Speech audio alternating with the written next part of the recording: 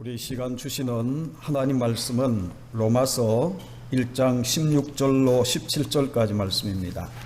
로마서 1장 16절로 17절까지 말씀, 제가 가지고 있는 신약 성경책 239면에 있습니다. 16절로 17절까지 말씀을 우리 같이 보겠습니다. 오늘 우리에게 주시는 하나님 말씀입니다. 제가 봉독합니다. 내가 복음을 부끄러워하지 아니하노니 이 복음은 모든 믿는 자들에게 구원을 주시는 하나님의 능력이 됨이라. 먼저는 유대인에게요 그리고 헬라인에게로다. 복음에는 하나님의 의가 나타나서 믿음으로 믿음에 이르게 하나니 기록된 바 오직 의인은 믿음으로 말미암아 살리라 함과 같으니라. 아멘. 오늘 주신 말씀 가지고 우리 복음에 나타난 하나님의 의라는 제목이지만, 여러분 지난 시간 그리고 오늘까지 로마서 전체 서론을 함께 우리가 보는 그런 시간입니다. 어떤 면에서 보게 되면 설교식이 아니고 지난주와 이번 주는 성경 공부처럼 여러분들이 잘 정리를 하셔야 다음 주부터 시작되는, 이제 1장 1절부터 시작되는 로마서 강해가 여러분 가운데 쉽게 다가올 줄로 믿습니다. 가정에서 예배드리는 여러분, 우리 로마서를 한 주간 열심히 읽자라고 이야기를 했는데, 한번 읽었다고 끝나면 되는 게 아니고, 이 로마서가 아마 제가 최대한 짧게 이렇게 강의하려고 하지만 대략 생각은 한 8개월 정도 그렇게 생각합니다.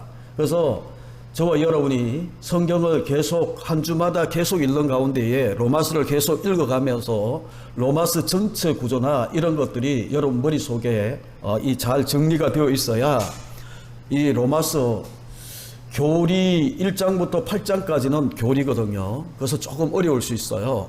그럼에도 불구하고 여러분들이 잘 정리를 하셔야, 자꾸 읽고 로마서가 익숙해야 이 로마서가 여러분 가운데에 크게 이 신앙생활의 가장 기초가 되는 그런 모습입니다. 켈빈이 뭐라고 이야기했는가 하면, 이 로마서로 해석이 되지 않는 성경은 성경이 아니다라고 이야기할 정도로 로마서를 그렇게 표현을 했어요. 그 정도로 여러분들이 이 로마서가 우리의 신앙에 아주 중요한 그런 이 이정표가 되는 그런 모습입니다. 이 말씀을 들어가기 전에 여러분들이 아마 교회에 나오신 분들은 소수가 나오셔서 예배 담당자들이 나오셔서 보셨지만, 이 교회의 길목을 들어서게 되면 우리 교회가 조금 바뀌어 있는 그런 모습을 보게 될 겁니다. 지난 장마와 또한 태풍이 오고 이렇게 하는 가운데에, 비가 새는 가운데에 우리 당에서 방수, 외벽 방수하기로 하고 이제 이렇게 저렇게 안을 내고 방수 공사를 어제 했어요. 이제 실내는 조금 있다가 해야 되겠지만, 이 방수를 한다고 외벽을, 종탑을 제거하고 그리고 이 방수를 하고 나니까 깨끗하게 일부분이 들어서고 나니까 지금까지 보지 못했던 칠이 벗겨지고 지저분했던 이런 것들이 눈에 들이나지 않았는데, 이제 이 방수 공사를 하고 나니까 칠이 벗겨지고 이런 것들이 하나하나 드러나는 거예요. 그 모습을 보면서 여러분, 우리가 가지고 있는 삶의 눈에 보이는 모든 것들은 우리 신앙의 하나의 그림자입니다. 그 모습을 보면서 어떤 생각이 들었는가 하면, 예수 그리스도를 가까이 하기 전까지는 우리의 지저분한 삶이나 제약된 허물 이런 것들이 잘 드러나지 않아요. 그런데 우리가 예수 그리스도 앞에 가까이 가면 가까이 갈수록, 죄 없으신 예수 앞에 우리가 가까이 가면 가까이 갈수록 나의 아주 작은 죄까지 다 드러나는 그런 모습을 우리가 보게 되는 것처럼, 외벽 공사하고 나니까 하지 않은 부분들이 다 드러나는 거예요. 그래서 저것도 고쳐야 될 것 같고 이것도 손을 대야 될 것 같고, 여러분 이 외벽을 보면서 그런 생각이 들었다면, 여러분 우리가 신앙을 가지고 한번 생각해 보시라는 거예요. 뭔가 하면 내가 예수 그리스도 앞에 가까이 가면 가까이 갈수록 이것도 고쳐야 되겠고, 이것도 바꿔야 되겠고, 이것도 내가 예수 그리스도 앞에 더욱더 예수 그리스도와 조화되는 그런 모습의 삶을 위해서 이것 저것 다 고쳐야 되는 그런 모습들이 드러나는 것 같아요. 그래서 그게 신앙이거든요. 우리 이 일을 위해서 여러분들이 기도해 주신 모든 분들 감사하고, 또한 수고하신 분들 모두 감사한데, 신앙을 가지고 잠깐 조금 더 이야기를 하면, 여러분 교회가 어떻게 생겨났는가? 물론 우리가 잘 아는 것처럼 예수 그리스도가 십자가에 죽으시고 부활하셔서 성천하시고 성령이 임하심으로 교회가 생겼어요. 맞아요.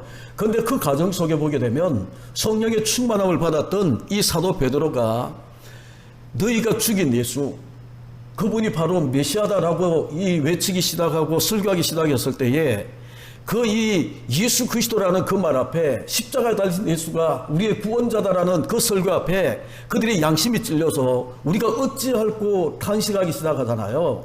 어찌할꼬. 그때 우리 이 베드로가 하시는 이야기가 예수 그리스도를 믿고 회개하라라고 그렇게 이야기하는, 회개를 통해 초대교회가 시작되는 겁니다. 여러분 어떤 면에서 보게 되면 교회는 그렇게 다 시작하는 거예요.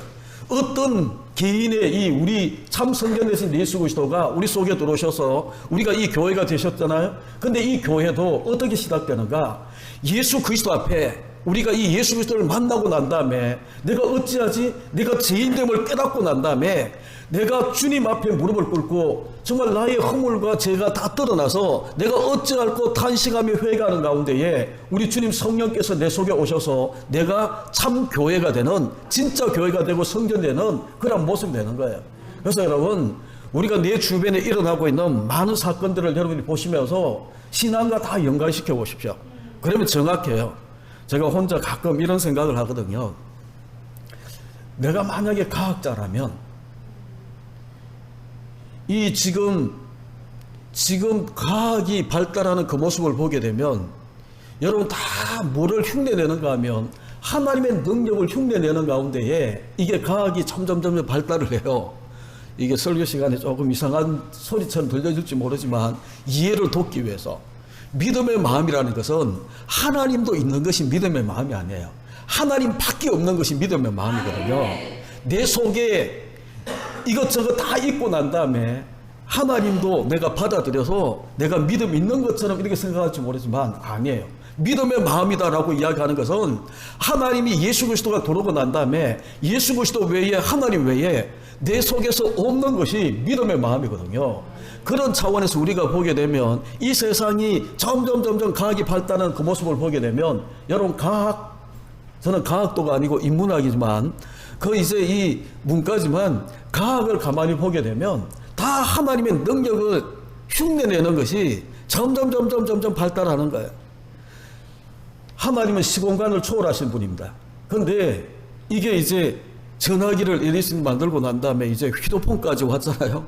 이제 앞으로 어떤 데까지 발달할지 모르지만 이 휴대폰이 이제 전화기가 멀리 떨어져 있어도 유선으로 이렇게 이제 전화하는 것들이 시공간을 이미 초월한 거예요. 미국에서 친구하고 이렇게 이제 이 영상 통화를 하는데 가까이 있는 것처럼 대화하잖아요. 거기는 우리와 시간이 다른 거예요. 공간도 다른 거예요. 여러분 이런 것들을 가지고 우리가 접근하다 보게 되면 과학이라는 것은 하나님은 우리 중심을 이렇게 이제 보시잖아요. 이제 의료 기구가 발달하게 되면, 이건 저 혼자 생각이에요. 과학자들이 보면 이 설교를 혹시나 듣는다면 미친놈 하고 이야기할지 모르지만 성경 가지고 거기 가만히 이렇게 세상을 이렇게 대비시켜 보다 보니까 다 그런 거예요. 하나님은 우리 중심을, 우리 폐구를 다 살피시는 하나님이에요. 근데 이게 흉내를 내기 시작하면서 의과학자가 만약에 그런 것들을 이렇게 개발해낸다면, 그죠? 비행기도 모든 것들이 하나님 창조물 속에 나타난 피조물을 바라보고 힌트를 얻어서 과학자들이 다 만드는 것처럼 그런 거예요. 그래서 우리가 어디에 더욱더 집중해야 되는가 하면 힘들고 어려울 때에 우리가 집중해야 되는 분은 하나님 외에 없어요. 세상 과학자들이 뭐를 발견했다, 백신을 발견하고 뭐를 했다, 그 모든 것들도 하나님 바라본 사람, 하나님의 능력에 조금이라도 접근하려고 하는 사람들이 이 힌트를 얻고 영감을 얻고 만들어내는 거지, 자기 스스로 뭔가를 창조해서 만드는 것은 없는 거예요. 하나님은 무에서 유를 창조하시는 분이지만 인간의 창조물이다라고 이야기하는 것들은 여러분 하나님이 만들어 놓은 모든 것들 속에 거기에서 뭔가를 조합하고 힌트를 얻어서 만들어내는 게 과학의 발달이다라고 이야기해도 틀리지 않는 거거든요. 그런 면에서 우리가 제가 지난 주간도 어떤 목사님하고 잠깐 이야기를 나누는데, 그리고 대기총 대구 기독교 총연합회 이제 이 단톡방이 있는데 그 임원방에 보게 되면 대구의 뭐 어떤 큰 교회의 목사님이 비대면 예배는 이거는 비대면 예배를 드리게 하고 막 이렇게 하는 것은 사단의 수화가 된 종들의 모습이다, 사건이다라고 그렇게 이야기를 하는 거예요. 그러면서 지금 이제 이 자기는 막 몫을 걸고 교회에 모여서 이런 상황 속에 교회에 모이는 것은 이제 하나님 종의 모습이고, 이제 온라인으로 드리고 비대면 예배다라고 이야기하는 이렇게 예배를 드리는 것은 다 사탄의 그런 것처럼 그런 글들을 써가지고 쭉 돌린 거예요. 근데 그 이야기를 들으면서 사람들이 헷갈려 하는 겁니다. 왜냐하면 야, 이게 맞나 틀리나 어떤 그 논리도 당연하거든요.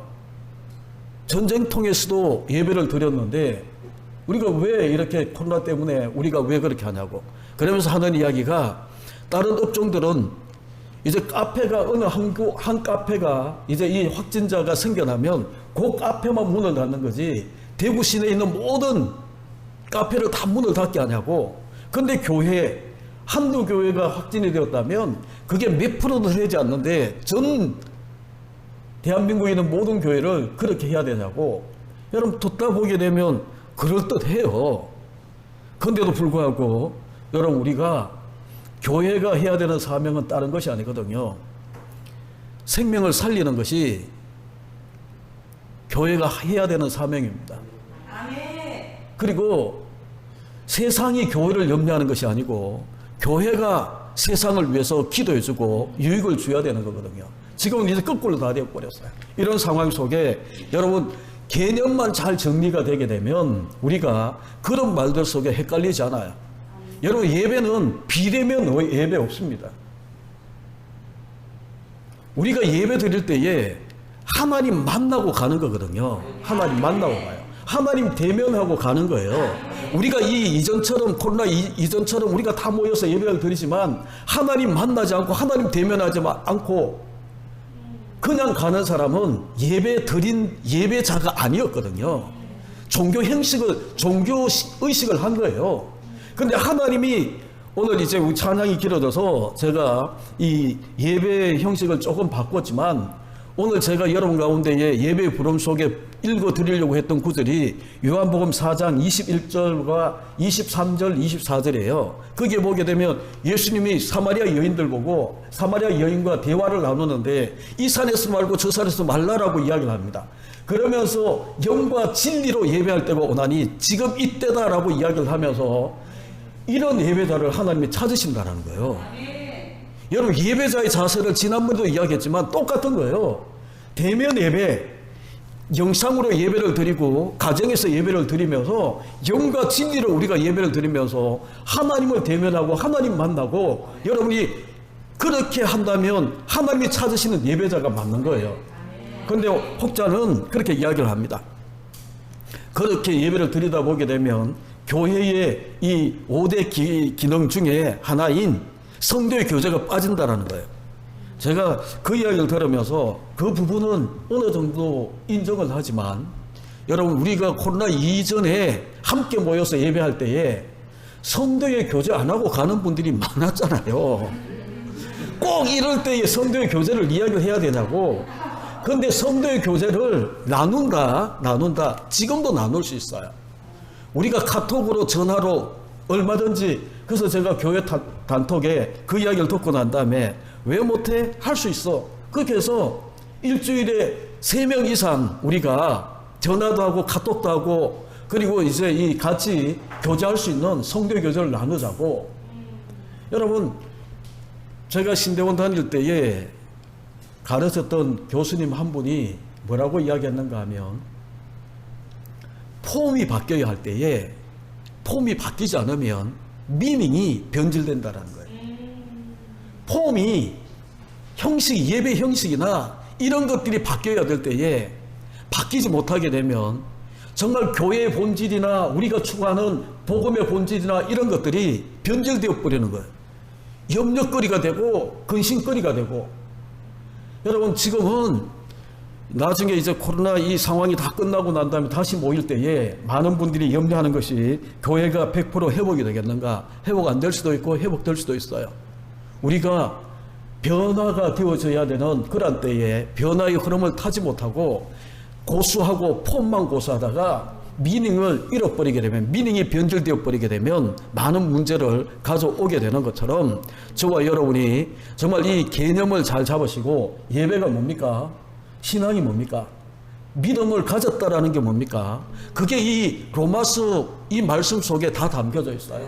그래서 오늘은 저와 여러분이 이제 이 로마서 전체를 함께 나누면서 가려고 하는데, 여러분 지난 시간에 우리가 잠깐 이야기했던 것 중에 여러분이 꼭 기억해야 되는 두 가지가 있어요. 그게 뭔가 하면, 로마서는 너무너무 중요한, 전체가 복음으로 넘쳐나는 그런 이 책이기 때문에 로마서를 누군가 그렇게 이야기를 했어요. 로마서를 탄약에 넣고 이 약다리는 거기에 넣고 짜버리게 되면 우리 주 예수 그리스도, 하나님의 아들 예수 그리스도 이것만 나온다라는 거예요. 근데 그렇게 모든 것들이 복음으로 넘쳐나는 이 로마서의 이 중요한 것이, 하나님은 이 로마서를 기록하기 위해서 위기의 시대마다 하나님은 어떤 한 인물을, 하나님이 택한 인물을 통해서 그 위기를 극복하게 만든 책이 바로 로마서다라고 이야기를 했어요. 지난 시간 이야기했던 거 기억나시나요? 어거스틴, 펠라기우스의 이 이단을, 그 이단의 위기를 극복하게 만든 인물이 어거스틴이고, 여러분 중세 교회가 타락했을 때에 정말 형식으로 흘러가고 부패로 흘러갔을 때에 마틴 루터를 통해, 정말 오늘 읽어드린 이 말씀을 통해 이 복음을 깨닫고 난 다음에 이 마틴 루터가 95개조 반박문을 쓰붙이고 그리고 이 종교개혁을 일으켰던 그런 모습처럼, 여러분 수많은 위기의 시대, 지금 이 코로나 위기의 시대에 적절한 로마서의 말씀이다 라고 여러분 가운데 이야기를 드렸어요. 그래서 이 로마서는 위기를 극복하게 만드는 하나님의 영감이 있는 그런 이 책입니다. 그리고 두 번째는 여러분 가운데 이야기했던 것처럼 복음서 투성인 이 로마서가, 우리가 생각할 때는 복음은 불신자들에게 필요한 복음이다라고 이야기할지 모르지만 1장 7절에 보게 되면 로마에 있는, 그리고 하나님의 사랑을 받고 성도로 부르심을 받은 모든 자에게, 로마 교인들에게 이 복음서를, 이 로마서를, 복음으로 충만한 이 로마서를 기록했다라고 이야기할 때에 여러분 그 이유가 뭘까? 라는 것을 이야기를 했어요. 1장 11절에 나와 있는 이 복음을 신령한 은사, 복음을 그들 가운데 전해서 이 로마 교인들을 더욱더 견고하게 세우려고. 왜 견고하게 세우는 겁니까? 15장 21절 이하에 보게 되면, 24절까지 보게 되면 우리가 보았던 것처럼 이제 이 고린도에서 자기가 할 일은 다 했어요. 몇 번이나 로마에 가려고 애를 썼지만 여러분 막혔어요. 근데 이제 여기에서도 더 할 일이 없으니까 이 사도 바울이 스바나 땅끝까지 이르러서 복음을 전하는데, 이 로마 교회를 선교 전초 기지로 삼고, 그렇게 선교 전초 기지를 삼고 로마 땅끝까지 복음을 전하기 위한 그 이 목적을 가지고 로마서를 기록하고 있는 모습을 지난 시간에 이야기를 했어요. 여러분 정말 사도 바울은 이렇게 이 로마 교인들을 복음으로, 로마서를 기록해서 복음으로 무장시키고 견고하게 세우려고 했는데, 땅끝까지 복음을 전하는 일에 쓰임받으려고 그렇게 했지만 자기 의도대로 되기도 했지만 되지 않은 부분이 많았어요.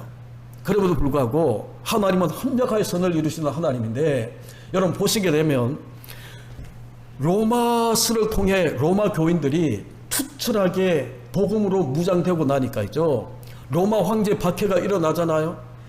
지난 시간 말씀을 드리지 않았지만 대략 AD 57년 후반부에 이 로마서가 기록되었다라고 일반적으로 이야기합니다. 그런데 네로 황제의 박해나 이런 것들을 우리가 축복하게 되면 그때가 어떤 시대인가요? 정말 이 로마 황제들이 철저하게 예수 믿는 자들을 핍박하고 박해하고 죽이려고 하는 그런 이 모습 앞에 이들은 사자굴이 끌려가면서도 예수는 우리의 주다라는 것을 포기하잖아요. 사자굴에 들어가면서도, 그리고 톱으로, 여러분 히브리서 11장을 보게 되면 톱으로 캠을 당하면서도, 그리고 여러분 우리가 이 사도 바울이라는 영화를 보셨지만 거기에 보게 되면 나무에 매달려서 정말 이 횃불로 이렇게 이 불타는 그런 이 순교 현장에서도 예수는 우리의 주다라는 것을 포기하지 않습니다. 왜 그래요? 사도 바울이 이 로마서를 통해 더욱더 복음으로 견고하게 세워놨기 때문에 흔들리지 않는 거예요. 그래서 이 사도 바울이 땅끝까지 가는 일에 그렇게 쓰임받고 있는 이 모습을 우리가 보게 되는데, 여러분 지난 시간에는 이 두 가지를 가지고 여러분 가운데 함께 나누었어요. 오늘은 복음은 하나님의 의가 나타난 것인데, 이 복음에 나타난 하나님의 의를 가지고 중심으로 해서 이 로마서 전체 구조를 함께 잠깐 나누는 것으로 이 오늘 말씀을 대신하려고 합니다. 여러분 로마서 1장에 보게 되면 사도 바울이 자신을 복음을 위해 특정함을 입은 사도로 소개하면서 1절에, 그리고 2절에 내려가게 되면 사도가 전할 복음은 하나님의 선지자를 통해서 이미 약속한 아들에 대한 거다. 그러면 4절에 내려가게 되면 끝에 이 복음, 한마디로 이야기하면 복음은 우리 주 예수 그리스도, 하나님의 아들, 약속으로 구약에서 선지자들이 약속했던 이 하나님의 아들, 그리고 우리 주 예수 그리스도, 육으로는 다윗의 혈통으로 태어나고 영으로는, 성령의 영으로는, 능력으로는 죽은 자 가운데서 부활하셔서 하나님의 아들의 능력으로 드러나신 그 모습을 쭉 이야기하면서 예수 그리스도라고 이야기를 하는 겁니다. 여러분 기억하십시오. 복음하면 성경의 약속을 따라 다윗의 혈통으로 이 땅에 오신 예수 그리스도가 바로 복음이에요. 그냥 우연히 이 땅에 위기 가운데에 그냥 태어난, 한 시대를 구원하기 위해서 우연히 태어난 예수 그리스도가 아니고, 창세기 3장 15절 이후에 인간이 타락한 이후에 하나님께서 약속하신, 내가 하겠다라고 이야기를 하며 여자의 후손으로 이 땅에 보내실 하나님의 아들 예수 그리스도, 약속한 모든 약속이 온전히 이루어져서 우리 가운데 오신 예수 그리스도가 복음이다라고 그렇게 이야기를 하는 겁니다. 그러면서 복음은 오늘 읽어드린 그 말씀처럼 사도 바울이 뭐라고 이야기합니까? 모든 믿는 자에게 구원을 주시는 하나님 능력인데, 왜 이 복음이 모든 자에게 구원을 주시는 하나님 능력인가 하면 17절에 나타나 있어요. 지난 시간 제목처럼 복음이 구원의 능력이 될 수 있는 이유가 있다면, 복음에는 하나님의 한 의가 나타난 거예요. 하나님의 의가 나타난 이 복음이 능력이다. 이 복음은, 복음에 나타난 하나님의 한 의는 한마디로 이야기하면 4절에 이야기했던 우리 주 예수 그리스도다라고 이야기를 하는 겁니다. 그래서 여러분 복음에는 한 의가 하나님의 의가 나타났다라는 거예요.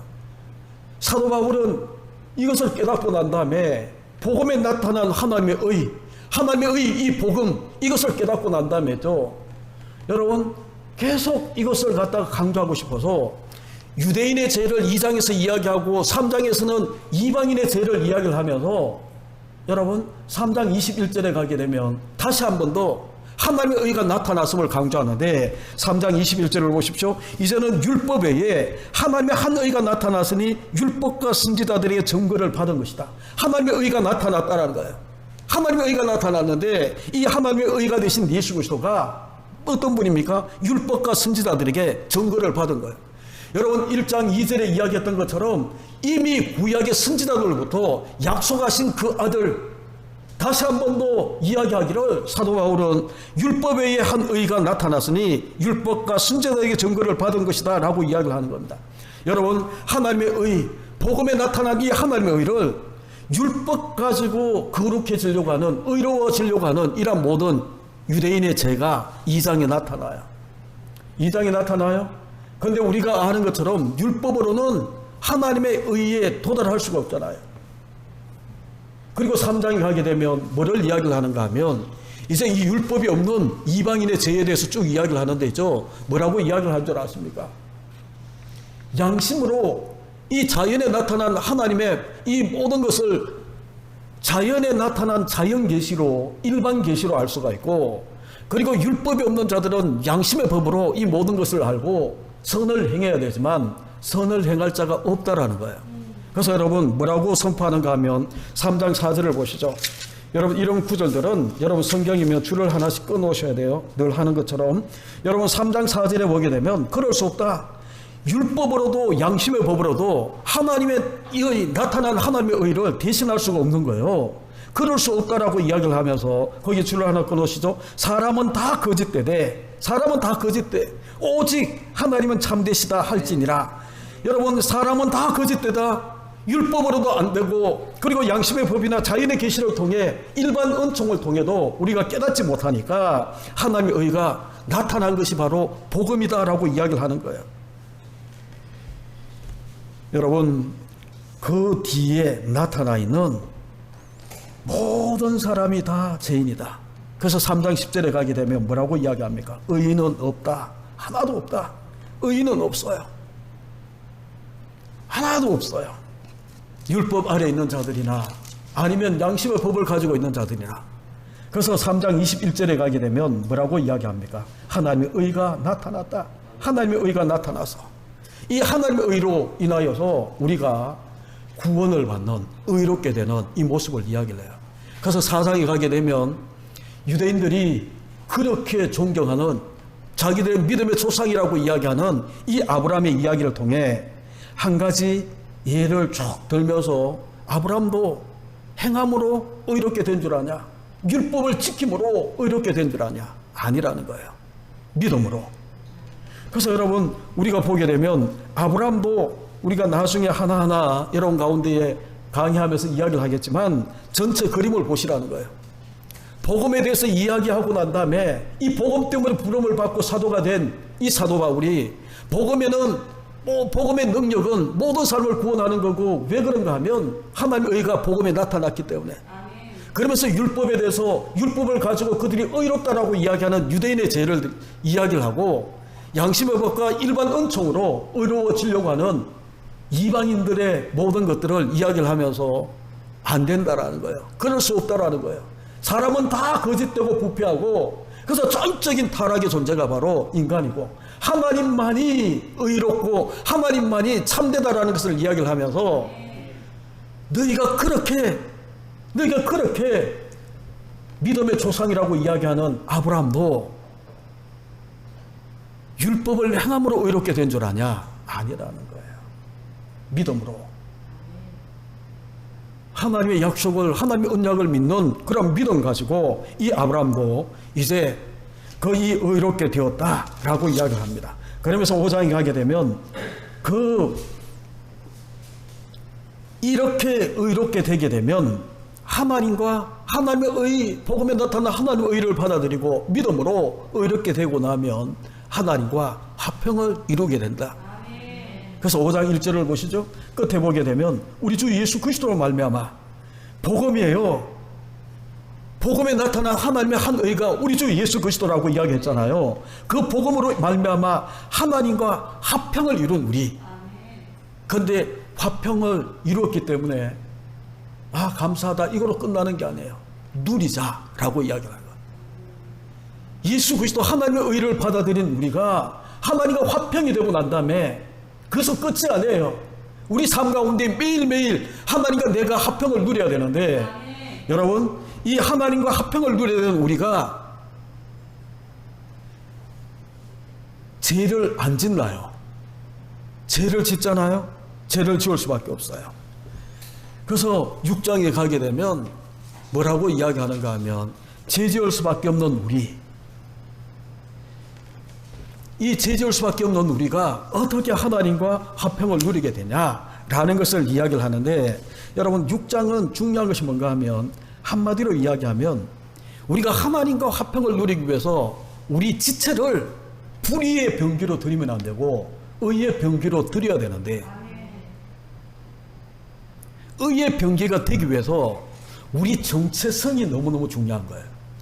여러분 거기에 보게 되면 뭐라고 이야기하는가 하면 이런 말씀을 써요. 죄에 대하여 죽고 하나님에 대하여 살아있다 라고 이야기를 합니다. 6장 10절을 보시죠. 6장 10절. 그가 죽으심은 죄에 대하여 단번에 죽으시며 그가 살아계심은 하나님에 대하여 살아계십니다. 이와 같이 너희도 너희 자신을 죄에 대하여 죽은 자, 그리스도 예수 안에서 하나님에 대하여 살아있는 자. 여러분 성도를 여러 가지 많은 말들로 이야기했잖아요. 로마서 1장 7절에는 로마에 있는 하나님의 사랑을 입은 자고 하나님의 부름을 받은 자가 성도다라고 이야기했다면 6장에 와서는 뭐라고 이야기하는가 하면 죄에 대하여는 죽고 하나님에 대하여 산 자가 바로 성도라는 거예요. 그런 의식을 가지고 우리가 때때로는 죄와 허물로 쓰러지고 넘어지지만 그렇다고 하나님과 화평을 누리지 못하는 존재로 추락하는 것이 아니에요. 죄에 대하여 죽었기 때문에 우리는 죄성이 있어서 늘 하는 것처럼 죄성이 있어서 예수 그리스도를 믿고 죄의 문제는 해결했지만 죄성이 있어서 우리가 이 죄의 끌림을 따라서 우리가 넘어지고 깨어지잖아요. 근데 우리의 의식이 성도라는 것은 뭔가 하면 죄에 대해서는 죽었어요. 죄성 때문에 우리가 어쩔 수 없이 그 길을 간다 하더라도 죽은 자예요. 죄에 대해서 죽은 자예요. 하나님에 대해서 산 자예요. 그러면서 7장에 가게 되면 사도 바울이 우리가 잘 아는 것처럼 사도 바울이 내 마음의 법은 선을 행하고 싶은데 자꾸 나를 죄로 끌고 가고 있는 또 다른 한 법이 있다라고 이야기를 하면서 24절에 가게 되면 뭐라고 이야기합니까? 오라 나는 공고한 사람이다. 이 사망의 몸에서 누가 나를 건져내랴 탄식하고 있는 사도 바울의 모습을 우리가 보게 되는 거예요. 여러분 이해를 잘 하셔야 돼요. 복음, 하나님의 의가 나타나서 우리가 이 복음을 받아들인 하나님의 의가 나타난 이 복음을 우리가 받아들였는데 죄의 문제는 우리가 해결되었어요.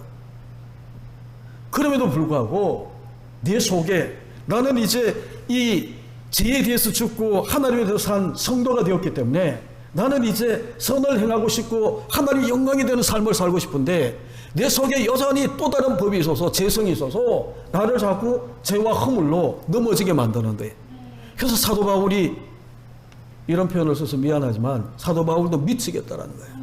사도 바울 같은 사람도 위대한 이 사도 바울도 복음의 진리를 핵심을 깨닫고 쭉 이렇게 이야기하고 있는 사도 바울의 탄식이 뭔가 하면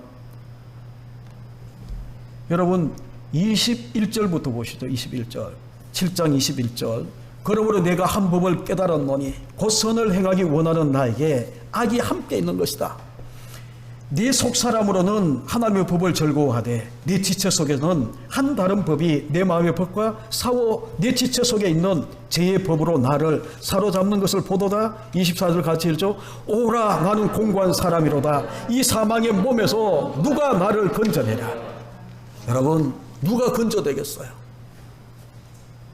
우리가 지난 이 요한계시록 마지막입니까? 그 전 시간입니까? 그걸 하면서 수요 예배 때에 계시록 6장 17절을 여러분 가운데 이야기를 했어요. 이 진노의 날에 누가 쓰리요? 그러면서 계시록 6장이 끝나요. 누가 쓰리요? 근데 여러분 계시록 7장 9절로 10절에 보게 되면 뭐라고 이야기했나요? 누가 쓰는 거예요? 흰옷 입고 손에 종려 가지를 들고 흔드는 그 사람들이 보좌와 하나님 앞에 서서 누가 쓰리요? 하나님의 진노가 나타난 날에 아무도 설 수가 없어. 하나님의 의가 나타난 이 복음을 거절했던 유대인들도 이방인들도 다 설 수가 없어요. 그런데 여러분 계시록 7장 13절 14절에 가게 되면 어린 양의 피로 깨끗하게 휘어진 자, 어린 양의 피로 깨끗하게 이 흰옷을 입은 자들이 진노의 날에도 쓴다라는 거예요. 지금 오라 나는 공고한 사람이다. 누가 이 사망의 몸에서 나를 건져내라. 나는 선을 행하고 싶은데 또 다른 법이 자꾸 나를 죄로 악으로 이끌어가는 이런 모습 가운데에 그래서 여러분 우리가 기억하라는 거예요. 성도는 죄에 대해서 죽은 자예요. 이것 때문에 우리가 죄를 짓고도 아유 나는 이건 아니야. 구원파가 그렇게 가르치는 거거든요. 그런데 여기서 우리가 깨달아야 되는 건 뭔가 하면 27장 25절을 우리 같이 읽죠. 우리 주 예수 그리스도로 말미암아 하나님께 감사하리로다. 그러나 내 자신이 마음으로는 하나님의 법을 육신으로는 죄의 법을 숨기노라. 우리 주 예수 그리스도 이 예수 그리스도를 찾게 된다라는 거예요. 죄에 대해서 내가 죽은 자지만 하나님에 대해서 내가 산 자지만 내 속에 있는 다른 법이 자꾸 나를 공고한 몸으로 사망의 몸으로 죽음으로 나를 이끌어가는 죄로 나를 이끌어가고 있지만 우리 주 예수 그리스도가 우리 가운데 있어요. 아멘. 우리 주 예수 그리스도가 우리 가운데 있어요. 그래서 그 7장 25절에 나오는 것처럼 그러다 내 자신이 마음으로는 하나님의 법을 숨기지만 육신으로는 죄의 법을 숨긴다라고 이야기를 하면서 8장에 가게 되면 1절을 보시죠. 그러므로 이제 그리스도 예수 안에 있는 자에게는 결코 정죄함이 없다. 여러분 성도는 그런 거예요. 죄에 대해서 죽고 하나님 사랑을 잊고 하나님 부르심을 받고 복음을 받아들이고 그리고 죄에 대해서 죽고 하나님에 대해서 산 자로 살지만 여전히 내 속에 이 갈등이 있는 이것이 모든 성도들이 가지고 있는 사도 바울이 가지고 있는 그런 모습이었거든요. 그래서 예수 그리스도, 우리 주 예수 그리스도, 내가 죄에 무너지고 죄성 때문에 내가 허물로 넘어지고 난 다음에 우리가 찾고 찾는 것은 뭔가 하면 우리 주 예수 그리스도, 하나님의 의로 나타나신 우리 주 예수 그리스도, 그분을 찾고 찾는 거예요. 그래서 그분 안에 있으면 정죄함이 없다라는 거예요. 율법으로는, 양심의 법으로는 정말 그런 것들이 우리를 정죄하고 약간의 틈만 나도 우리를 무너뜨리려고 그렇게 하지만 아니라는 거예요. 그래서 8장 2절에 보게 되면 이는 그리스도 예수 안에 있는 생명의 성령의 법. 그래서 여러분, 우리가 스스로 의로워질 수 없어요. 제가 여러분 가운데 계속 강조하는 거지만 여러분, 우리 스스로 의로워질 수 있다라고 이야기하는 사람이 있다면 미친놈이에요. 예수를 모르는 사람이에요. 하나님의 복음을 깨닫지 못한 사람이에요. 그래서 하나님은 우리 가운데에 성령을 보내셔. 예수 그리스도의 이름을 부르는 자를 하나님이 찾으셔서 성령을 보내세요. 그래서 이 성령의 법이 우리를 정죄에서 벗어나게 할 뿐만 아니라 죄와 사망의 법에서 너를 해방하였다라고 이야기하는 그런 말씀으로 우리를 이끌어가요. 그래서 8장 6절에 보게 되면 육신의 생각으로는 사망이요 영의 생각은 생명과 평안이다. 우리를 자꾸 성령의 영의 생각으로 우리를 이끌어가는 거예요. 여러분, 제가 나중에 하면서 이야기를 드리려고 했는데 또 여러분들이 헷갈리실까 봐 다시 1장 3절 4절에 보게 되면 육신의 생각, 영의 생각 막 그렇게 이야기하니까 헷갈릴 수 있는데 복음에 대해서 우리가 보자라는 거예요. 1장 3절에 보게 되면 그의 아들 예수 그리스도예요. 그에 관하여 말하면 육신으로는 다윗의 혈통에서 났어요. 우리도 똑같이 육신으로 그렇게 났어요. 그런데 성결의 능력, 영으로, 성령으로는 죽은 자들 가운데 부활하사 능력으로 하나님의 아들로 선포되셨어요. 여러분, 우리는 육신으로는 누구누구의 아들로 우리가 이 땅에 육신을 입고 우리가 살지만 성령께서 우리 가운데 오셔서 성령이 우리 가운데 임하시게 되면 죽은 자 가운데서 예수를 죽은 자 가운데 살려내셔서 하나님의 아들로 그렇게 만드는 것이 성령의 능력이었어요. 내 육신이 자꾸 다른 법으로 나를 자꾸 죽음의 이 죄로 나를 이끌어가지만 여러분, 성령의 능력은 우리 가운데 임하셔서 죽은 자, 죄의 삭은 사망이거든요. 죽은 자 가운데서 우리를 일어나게 만들어서 부활하신 예수 그리스도처럼 생명의 성령의 법을, 생명의 성령의 이 법의 지배를 받도록 그렇게 살게 만드는 거예요. 그래서 영의 생각, 이것은 여러분 생명과 평안이다라고 그렇게 이야기를 하는 거예요. 그래서 누군가가 이 로마서 중에 최고의 장이 있다면 그분이 어떻게 표현했죠? 갑자기 생각이 안 나는데 보석 중에 보석은 8장이라고 이야기를 해요. 그래서 어떤 교회 목사님은 그렇게 이제 이 강의하는 걸 듣고 난 다음에 자기 교회 가서, 제가 이 로마서 TV에 가르치면서 그렇게 했더니 그 목사님은 자기 교회 가서 교인들을 8장을 외우게 만들었다는 거예요. 근데 애들이 너무 잘 외운대. 저도 이제 외우라라고 이야기하면 자신 없어요. 이미 이제 나이인지라 우리 권사님들과 우리 장로님들에게는 죄송하지만 그렇게 되어버렸어요. 근데 여러분, 지금 이 8장까지 우리가 보게 되면 모든 교리가 여기 다 담겨져 있어요. 한 복음에 나타난 하나님의 의 가지고 우리가 이렇게 쭉 볼 수 있는데 이미 시간이 많이 가서 여러분 조금 더 해야 되는데 9장에 가게 되면 하나님의, 이걸 신학적인 용어로 선택과 유기의 교리라고 이야기를 해요. 하나님은 어떤 사람은 택하시고 어떤 사람은 버리시고, 그래서 야곱과 에서의 이야기를 해요. 근데 9장, 10장, 11장은 이제 이 교리편에 집어넣으면서 이걸 갖다가 하나의 부록처럼, 그죠? 교리는 이 예수 그리스도 복음에 대한 이 교리는 아니지만 여러분, 이것도 너무너무 중요한 게 이 모든 것들이 전체로 9장, 10장, 11장을 보게 되면 우리가 지난 시간에 이야기했던 것처럼 켈빈이 하나님의 절대 주권의 이 신앙 사상 위에 설 수 있는 이유가 뭔가 하면 11장 36절이라고 이야기를 했어요. 여러분 성경에 줄이 꺼져가 있겠지만 거기 보시게 되면 이런 말씀이죠. 이는 만물이 주에게서 나오고 주로 말미암아 주에게로 돌아감이라. 그에게 영광이 세세히 있을지어다. 아멘 하는 이 하나님의 절대 주권의 사상이 이것 때문에 사도 칼빈이 붙잡고 하나님의 절대 주권을 이야기를 하는데, 선택과 유기도 하나님이 이미 선택하고 택했다라는 거예요. 그러면 많은 사람들이 헷갈려요. 그러면 이거 불공평하지 않냐? 누구는 선택을 하고 똑같은 저희들이 누구는 버림을 받고 누구는 선택을 받고, 그러면서 하나님이 더는 비유가 뭔가 하면 토기장의 비유를 이사야에서 끌고 와서 사도 바울이 이야기를 하면서 뭐를 이야기를 하는가 하면 하나님의 절대 주권인데 여러분 10장에 가게 되면 택하심을 따라 남은 자들이 있는데 그 남은 자들의 특징이 뭔지 아세요? 10장 10절을 보시죠. 사람이 마음으로 믿어 의에 이르고 입으로 신하여 구원에 이르는다. 하나님의 선택을 받은 사람들의 남은 자들의 특징이 뭔가 하면 마음으로 믿어. 이것도 물론 하나님 성령께서 하시는 일이지만 마음으로 믿어. 그리고 입으로 시인을 해. 그러면서 13절에 가게 되면 누구든지 주의 이름을 부르는 거예요.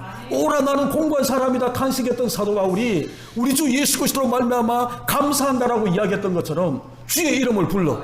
여러분 주의 이름을 부른다라고 이야기하는 것은 성도의 또 다른 특징이 뭔가 하면, 여러분 성도는 하나님의 형상대로 지음받은 자인데 하나님의 형상대로 지음받은 모든 사람들이 다 그런 자는 아니에요.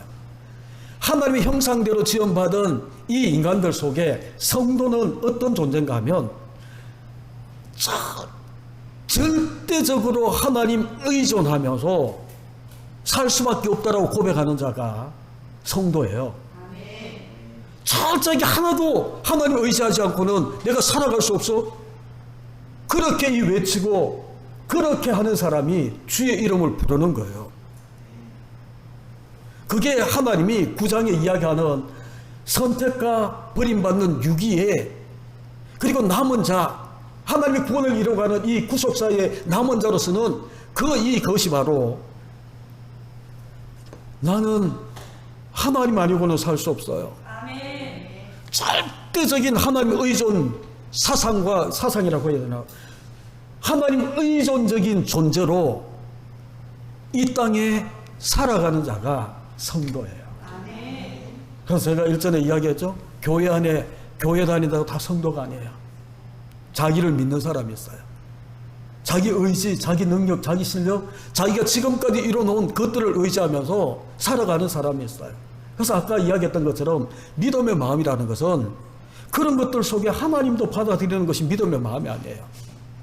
예수 그리스도가 돌아오고 하나님의 성령이 내게 이제 임해서 하나님의 성전이 되고 하나님의 성도가 되어버리게 되면 하나님 밖에 없는 마음이 되어야 되는 거예요.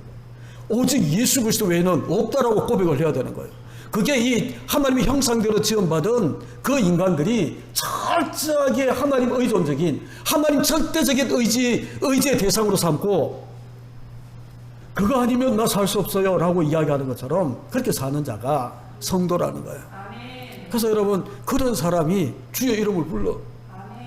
평소에도 주여 주여 하지만 힘들고 어려운 일 생기고 내가 내 속에 있는 또 다른 법이 재성으로 나를 이끌어가서 죄와 허물로 넘어지게 만들었다면 주여 주의 이름을 부르면서 자기가 일어날 수 있는 그 사람이 바로 하나님의 택함을 받은 자고 남은 자의 이 시대의 남은 자로 사는 자다라고 그렇게 이야기를 하는 거예요.